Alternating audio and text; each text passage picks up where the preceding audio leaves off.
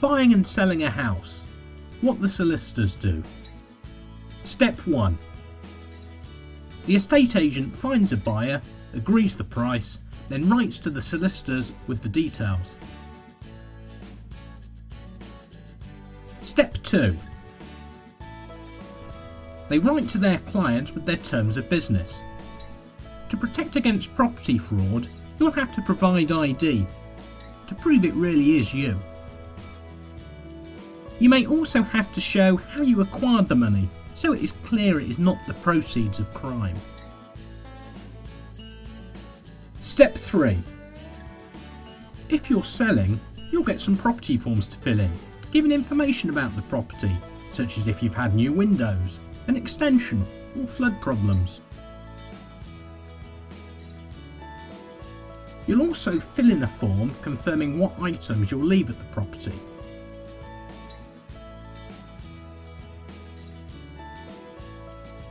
Step 4.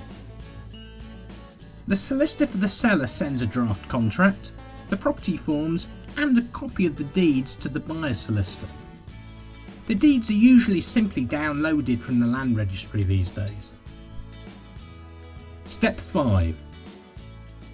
On receipt of the deeds, the buyer's solicitor will play detective, looking through the deeds and property forms and ensuring there are no discrepancies.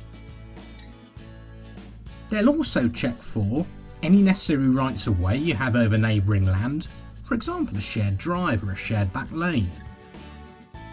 Rights that neighbours may have over your property, for example a right to use a shared path. Private agreements in the deeds that restrict you building things such as an extension.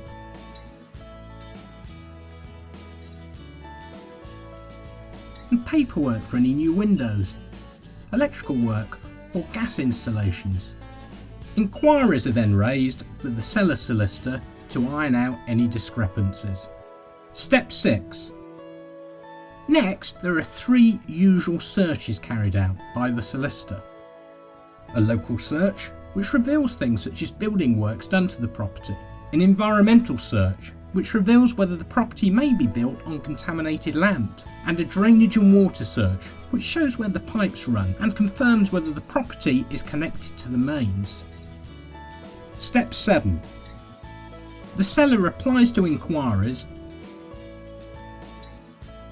Then the buyer's solicitor sends a report to the buyers explaining the deeds and the paperwork. The buyers then sign the contract in readiness for exchange of contracts. Step 8. The moving date is agreed, called the completion date, and the solicitors call each other and exchange contracts. At this point, no one can back out. Step 9.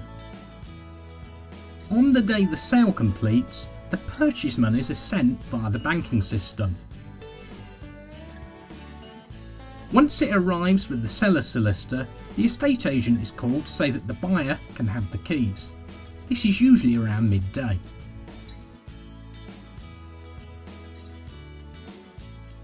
Step 10.